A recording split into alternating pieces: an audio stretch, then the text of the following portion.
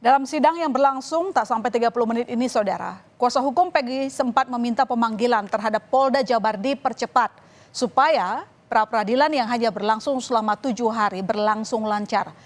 Tim hukum Peggy kecewa.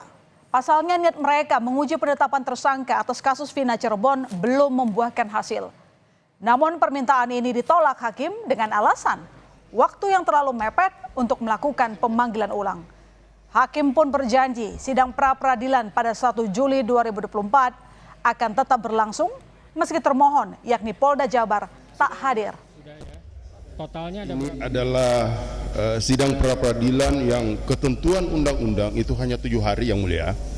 Maka sebentar, kami pengunjung tenang ya supaya kita bisa menyimak dengan leluasa. Silakan. Maka kami menilai apakah tidak bisa dilakukan pemanggilan itu lebih awal yang mulia. Maksud kami jangan sampai di hari Senin. Apakah nggak bisa di antara hari Rabu atau Kamis? Ya, terkait dengan relas ada tenggat waktu sah dan patut. Ya. Kalau misalnya di hari Kamis kita manggil hari Selasa, Rabu, Kamis nggak cukup. Ya, Okay. Ya, seperti itu. Kita lebih baik hari Senin sah dan patut, datang atau tidak datang kita lanjut.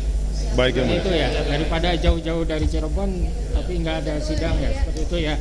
Karena saya juga pengen perkara ini lebih cepat. Ya.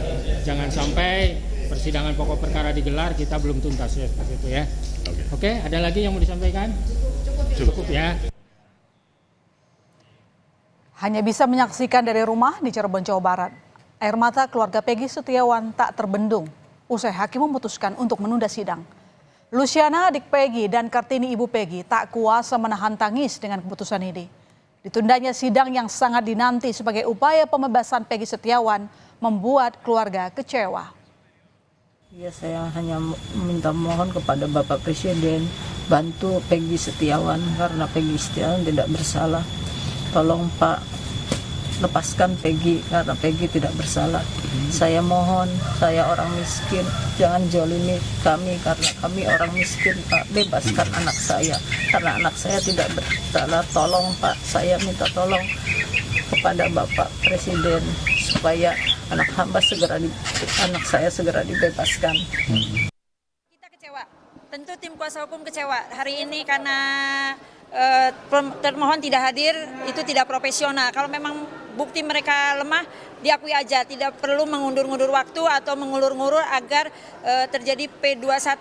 Itu alasan yang sangat klasik. Minggu lalu itu ya persiapan harusnya sudah matang, ya. Harusnya sudah matang. Tetapi nyatanya hari ini ya yang kami tunggu-tunggu, yang semua masyarakat berharap ya, ternyata tidak datang. Jadi ya kami sebagai penasihat hukum ya kecewa dan tanda tanya. Apakah memang karena tadi bahasa Pak Marwan takut menghadapi kuli bangunan kan itu?